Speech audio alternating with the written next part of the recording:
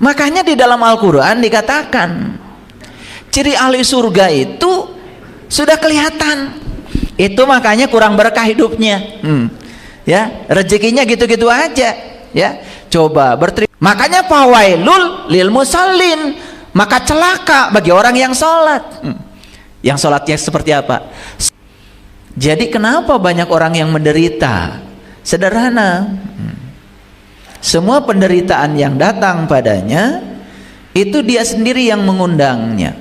Tetapi yang luar biasa, banyak orang yang sebegitu jelas ya apa yang dia lakukan itu tidak menghasilkan apa-apa, tapi masih tetap saja bertahan dalam dimensi itu, malah justru menganggap seakan-akan orang lain yang di luar dirinya itu yang berbahaya. Bukan kebodohannya, bukan pikiran jahatnya, bukan kegelapan batinnya. Karena konflik dengan pihak lain itu gambaran kalau dia masih berkonflik dengan dirinya sendiri. Kita selalu menganggap orang lain yang jahat, padahal yang paling jahat adalah diri kita sendiri. Itulah pentingnya kita bisa ngariksa diri.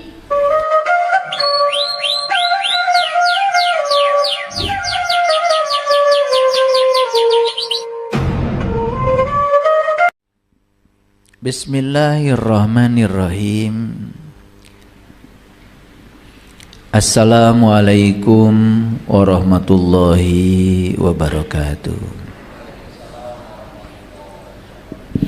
Salam sejahtera untuk kita semua. Om Swastiastu, Namo Buddhaya, salam kebajikan, sampurasun. Rahayu Sagung Dumadi. Semoga seluruh makhluk hidup di semesta ini, baik yang kelihatan maupun yang tidak kelihatan, di setiap ruang dan waktu, di semua tingkatan, senantiasa hidup berbahagia. Semoga kita semua selalu menjadi sumber cinta, sumber kedamaian, sumber ketentraman, sumber sukacita, sumber energi positif bagi semua makhluk dimanapun mereka berada.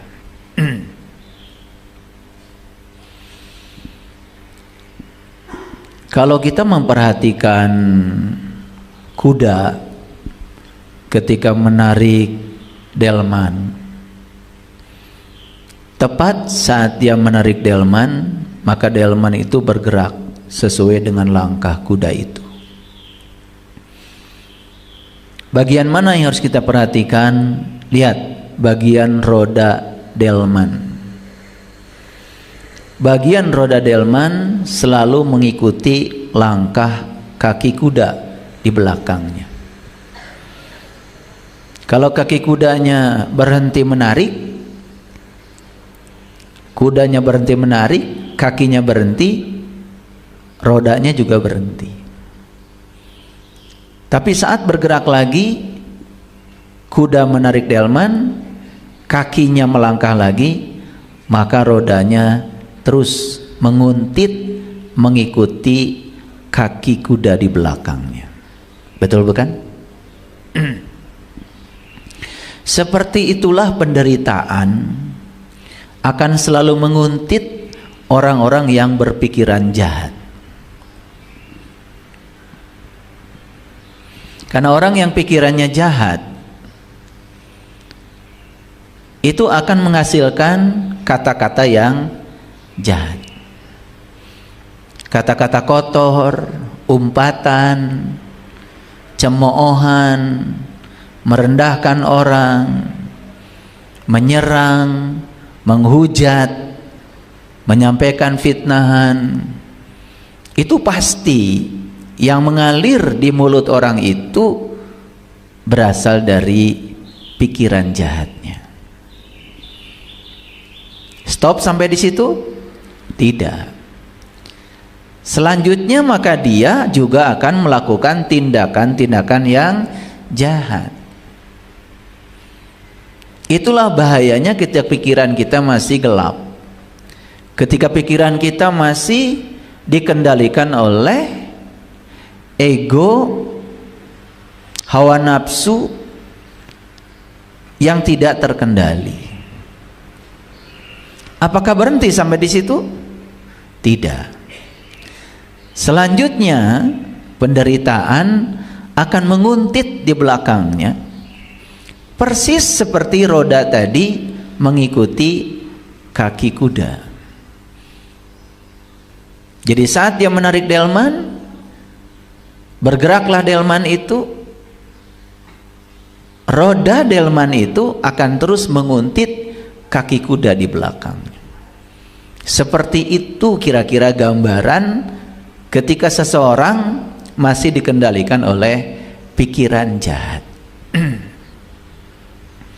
Jadi awalnya pikiran jahat, berikutnya kata-kata jahat, berikutnya adalah tindakan jahat, dan yang terakhir adalah penderitaan yang akan menguntit di belakangnya. Jadi kenapa banyak orang yang menderita? Sederhana. Semua penderitaan yang datang padanya itu dia sendiri yang mengundangnya, dia sendiri yang menariknya. Karena delman tidak akan bergerak kalau tidak ditarik oleh kuda. Roda delman tidak akan berputar mengikuti kaki kuda kalau dia tidak menariknya. Itu yang selama ini tidak pernah disadari. Dan selama ini kita belajar agama, lebih sibuk untuk menjalankan ritual, terkadang ritual yang dilakukan pun tanpa kesadaran. Ya sudah, ngikutin kebanyakan orang, kan orang juga begitu. Maka hasilnya juga mengikuti kebanyakan orang. Tetapi yang luar biasa, banyak orang yang sebegitu jelas ya, apa yang dia lakukan itu tidak menghasilkan apa-apa, tapi masih tetap saja bertahan dalam dimensi itu, malah justru menganggap seakan-akan orang lain yang di luar dirinya itu yang berbahaya, bukan kebodohannya, bukan pikiran jahatnya, bukan kegelapan batinnya. Lalu hidupnya hanya menyerang dan terus menyerang keluar. Lalu dia melupakan nasib dirinya sendiri. Betul? Makanya banyak di antara kita yang masih belum sadar, lalu mencoba melakukan perubahan keluar dengan cara merubah situasi di luar supaya sesuai dengan keinginan dirinya. Padahal sebetulnya yang dilakukan, dia sedang menarik penderitaan buat dirinya sendiri. Nah, ada pikiran jahat, berarti ada pikiran suci dong, ya kan? Nah, setiap kita pergi ke tempat yang terang, pasti bayangan akan terbentuk. Betul? Setiap kita pergi ke tempat yang panas, pasti bayangan akan terbentuk. Dan tidak ada orang yang bisa meniadakan bayangannya sendiri, kecuali dia bisa mencari tempat teduh. Betul? Makanya kalau kita ingin terbebas dari bayangan, sederhana, pergi saja ke tempat teduh. Di tempat teduh, sekejap bayangan kita menghilang. Dan bayangan selalu terbentuk di tempat panas. Dan bayangan selalu akan mengikuti tubuh kita kalau kita selalu berada di tempat yang panas.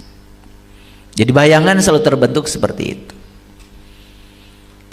Nah, orang yang berpikiran suci, maka dia juga akan mengeluarkan kata-kata suci. Kata-kata suci akan menghasilkan tindakan yang suci. Maka hasil akhir dari itu apa? Kebahagiaan akan menguntit dia, persis seperti bayangan menguntit benda. Hukumnya seperti itu. Bisa mengerti ya gambaran dari saya? Saya coba memberikan ilustrasi yang sederhana sekali, yang ada kaitannya dengan pengalaman hidup kita sehari-hari, supaya gampang untuk diproyeksikan dalam diri kita masing-masing.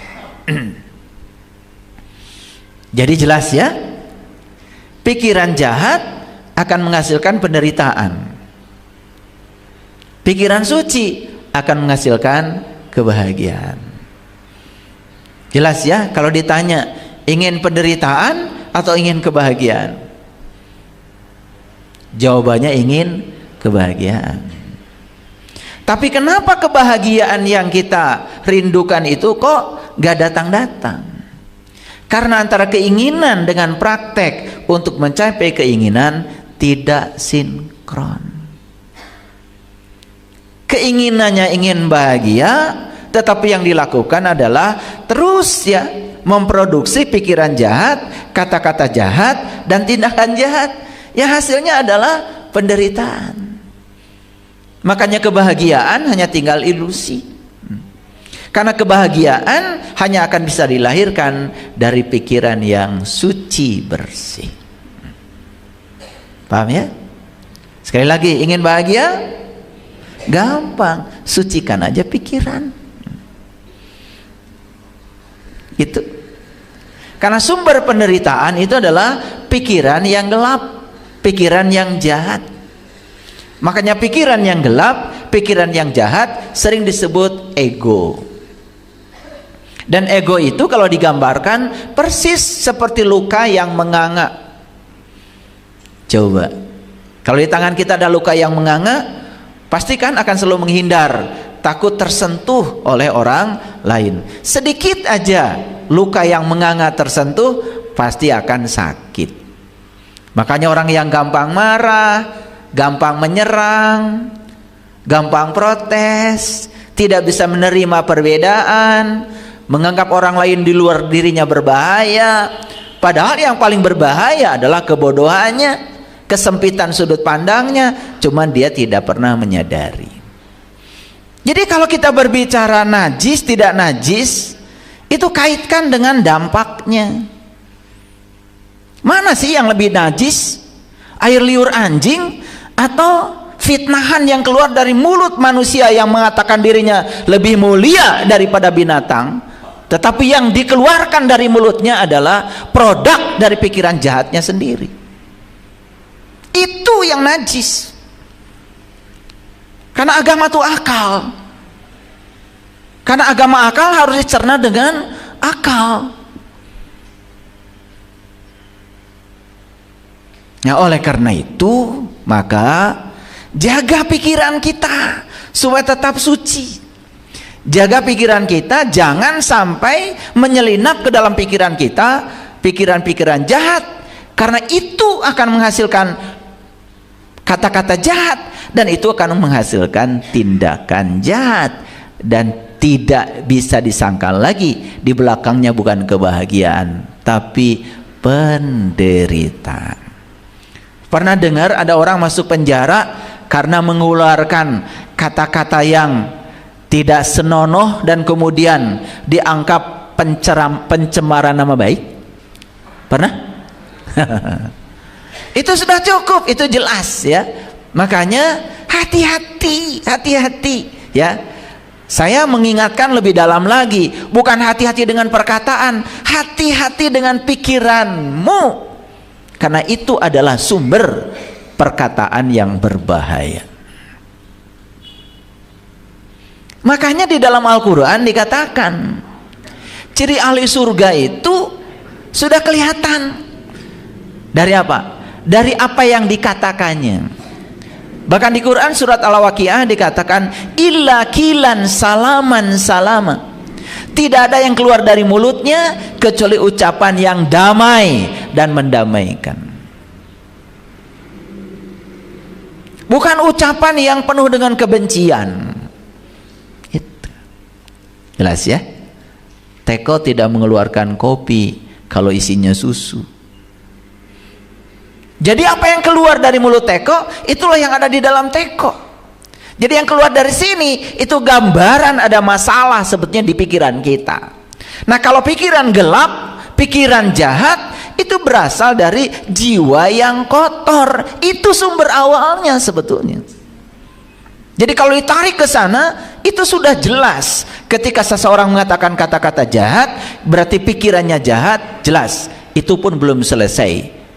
Sumber utamanya adalah jiwanya kotor. Paham ya? Oke.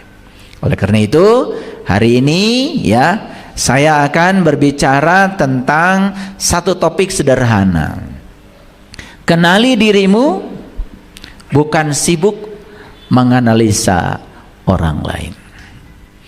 Jangan buang-buang waktu dalam kehidupan ini. Tugas utama kita adalah mengenali diri kita seutuhnya, lahir batin. Tapi banyak yang lupa ya.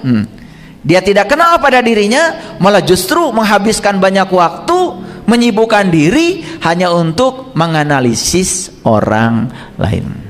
Nih saya kasih tahu, merendahkan orang lain tidak akan menambah kemuliaan diri kita.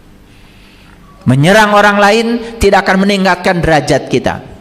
Yang akan mengangkat kemuliaan kita, derajat kita, kalau kita bisa menata diri dengan sebaik-baiknya. Makanya ajaran leluhur kita kan sederhana. Tata salira, itu yang pertama. Kalau sudah tata salira, baru tata nagara. Udah tata nagara, ada yang lebih tinggi lagi, namanya tata buana. Ikut berkontribusi membangun kedamaian dunia. Selesai sampai di situ, ada yang lebih indah lagi, namanya tata surya. Sudah nyampe di mana kita? Tata salira sudah selesai? Sudah tahu kalau tata salira kedua belum selesai? Gampang. Orang yang belum selesai tata saliranya, dia selalu berkonflik dengan orang lain. Karena konflik dengan pihak lain itu gambaran kalau dia masih berkonflik dengan dirinya sendiri.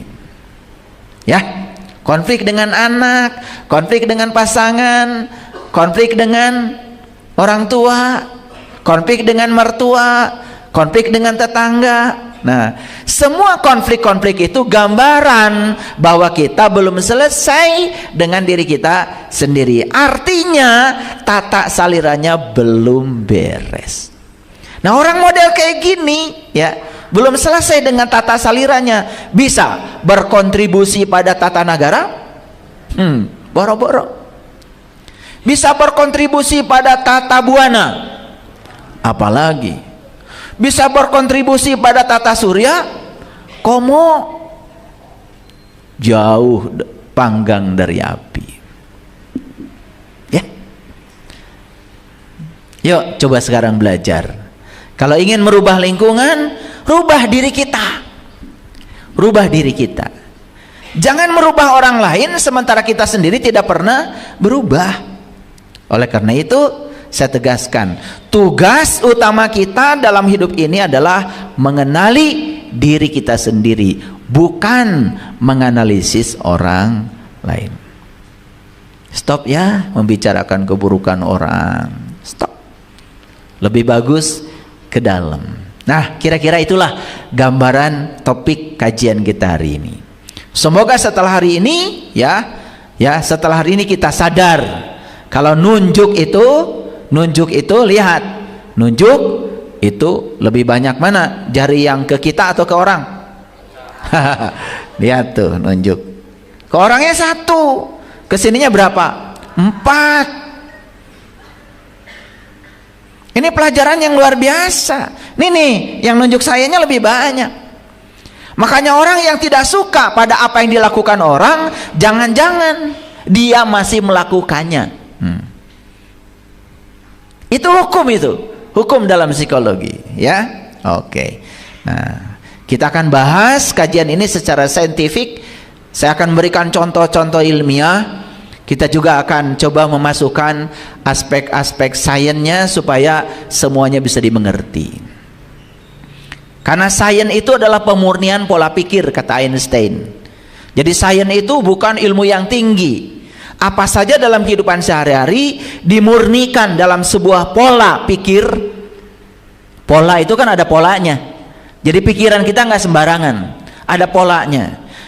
Jas saya ini nggak akan jadi kalau tidak ada pola. Kalau motongnya nggak pakai pola, jadi jas nggak? jadi majun.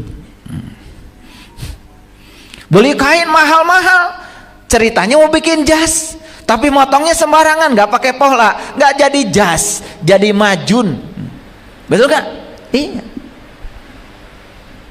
Itu pentingnya pola pikir.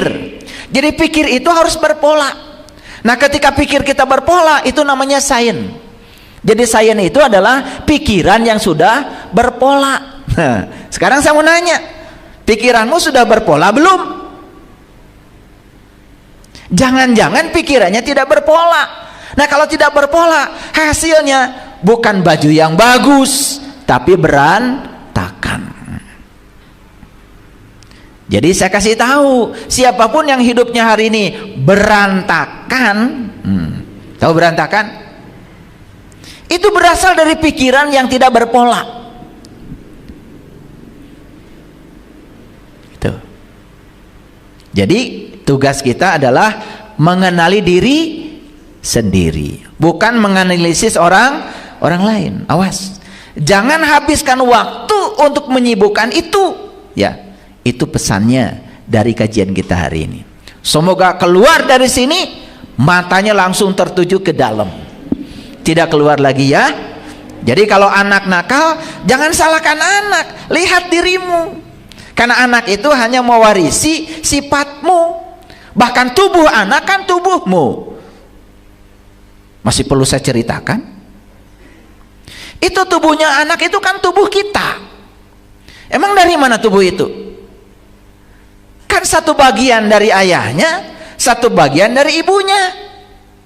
Dulu wujudnya adalah satu tetes air saja, satu sel dari ibu, satu dari ayah. Betul apa tidak? Jadi yang disebut dengan tubuh anak itu tubuh siapa? Ya tubuhmu. Kalau kita berbicara leluhur, jangan kejauhan. Biasanya kalau berbicara leluhur, oh leluhur itu langsung kakek nenek, nggak usah. Saya mau nanya, ada yang terlahir ke dunia tanpa ayah, tanpa ibu? Nggak ada. Semua pasti ada ayah ibunya kan? Iya. Jadi makanya yatim dalam pengertian manusia nggak ada. Karena semua kita datang ke dunia kan ada ayah ibunya. Sedangkan yatim sendiri yang tak berayah, tak beribu. Kasihan gak sama saya? Yatim, gak ada ayahnya, gak ada ibunya. Bukan berarti saya tidak berayah, tidak beribu. Ayah dan ibu saya sudah meninggal. Kalau begitu semua manusia yatim. Kalau yatim didefinisikan seperti itu, jadi kacau. Yatim itu yang tak berayah, yang tak beribu. Yang tak berayah, yang tak beribu bukan tubuh kita.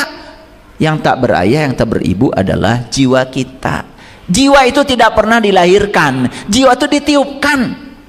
Jadi siapa yang yatim? Yang yatim itu jiwamu. Jadi siapa yang mentelantarkan yatim?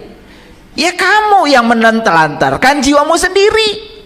Sholat cuma raganya saja, jiwanya nggak ikutan, itu namanya menelantarkan jiwa. Maka itu yang namanya pendusta agama. Paham atau tidak? Kan ayatnya jelas, ara'aital ladzi yukadzibu biddin, celakalah para pendusta agama, fazalikal ladzi yad'ul yatim. Mereka yang mentelantarkan yatimnya. Yatimnya nggak pernah diundang. Yad'u itu artinya undangan. Yang tidak pernah mengundang yatimnya. Jadi ketika sholat cuma raganya saja, sibuk dengan bacaan, sibuk dengan pahala, sibuk dengan surga, takut neraka. Yatimnya sendiri tidak pernah dipedulikan. Itu pendusta agama. Makanya kata Nabi, "Shollu kama ra'aitumuni usolli." Sholatlah kamu sebagaimana kau lihat aku sholat. Kita cuma lihat sholat Rasulullah raganya saja. Batinnya beliau sholat seperti apa, kita nggak pernah tahu. Itu sebabnya perlu kita ketemu guru yang bisa mengajarkan batinnya sholat, bukan raganya sholat saja. Kalau itu kan gampang dilihat, karena itu physically. Nah, jangan-jangan kita selama ini nuduh-nuduh orang lain yatim, jangan-jangan kita sendiri yang pendusta agama karena mentelantarkan yatim. Itu kata Quran, bukan kata saya. Coba, ara'aital ladzi yukadzibu biddin fazalikal ladzi yad'ul yatim. Jadi sebetulnya pendusta agama itu mereka yang tidak pernah mengundang yatimnya, tidak pernah menyertakan yatimnya. Wala yahuddu ala ta'amil miskin. Makanya fawailul lil musallin, maka celaka bagi orang yang sholat. Yang sholatnya seperti apa? Sholat yang tidak menyertakan yatimnya, itu yang celaka. Makanya habis sholat tidak ada gunanya, masih menghujat orang, masih menganggap musuhnya di luar dirinya, padahal musuh terbesar dia adalah dirinya sendiri. Dia lupa bahwa agama adalah alat pertahanan diri untuk melindungi diri dari kejahatan dirinya sendiri. Itu agama tuh melindungi kita dari kejahatan kita sendiri, bukan melindungi kita dari kejahatan orang lain. Karena kalau orang lain jahat kepada kita, kalau kita tidak mengizinkannya, kita tidak akan jatuh kok. Coba ada orang lain membicarakan kita, kalau nggak dianggap, nggak jadi apa-apa. Menjadi apa-apa kalau dianggap, kan itu mau dimasukkan hati atau tidak, kan urusanmu. Siapa yang memasukkan kata-kata kotor ke dalam hati? Orang atau kamu?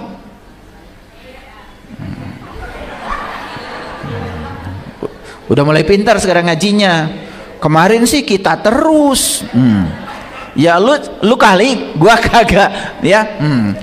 Sekarang udah mulai sadar, saya. Jadi siapa yang jahat pada dirimu itu? Siapa yang menyakiti hatimu itu? Nah itu, kita selalu menganggap orang lain yang jahat, padahal yang paling jahat adalah diri kita sendiri. Itulah pentingnya kita bisa ngariksa diri. Tata salira, tata nagara, tata buana. Oh, syukur kalau bisa tata surya. Tahu tata surya? Tata surya salah satunya adalah matahari. Sudah jadi matahari. Lihat matahari. Matahari itu bangunnya nggak pernah terlambat. Walaupun penontonnya belum bangun, matahari sudah bangun duluan. Dan matahari, penontonnya mau bangun nggak bangun, tetap menjalankan tugasnya menyinari. Dan matahari menyinari, tidak menyinari dirinya, dia terus menyinari alam semesta. Gara-gara menyinari, maka semua tumbuhan jadi. Kita sering lupa ya, berterima kasih pada matahari aja nggak ada waktu. Saya kalau makan selalu berterima kasih. Terima kasih matahari. Tidak ada matahari, tidak ada padi. Tidak ada matahari, tidak ada nasi. Tidak ada jagung. Tidak ada daging. Rumput juga tidak akan jadi. Betul apa tidak? Pernah berterima kasih? Ya. Itu makanya kurang berkah hidupnya. Ya, rezekinya gitu-gitu aja.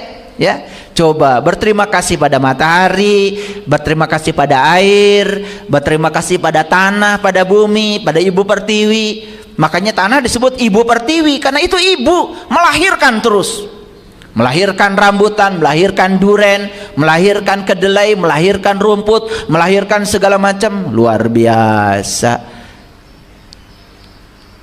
Kenapa tidak melakukan itu? Karena gak sadar ya. Ya Allah, itu terlalu sibuk. Gak tahu saya juga sibuk apaan. Ya, oke. Jadi judulnya apa? Kenali dirimu, bukan sibuk menganalisa orang lain. Mari kita berterima kasih kepada Sang Semesta yang telah mengizinkan kita hari ini untuk belajar. Oleh karena itu puji Dia, bersama-sama membaca hamdalah. Alhamdulillahirabbil alamin. Mari kita awali kajian kita hari ini bersama-sama memohon ridho dan berkah Allah dengan membaca basmalah. Bismillahirrahmanirrahim. Baik, kita masuk sekarang. Udah siap? Oke. Kita akan menjelajah kemana?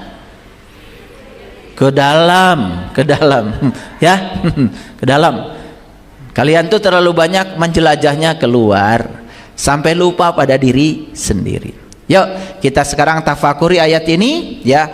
Wa fi anfusikum afala tubsirun.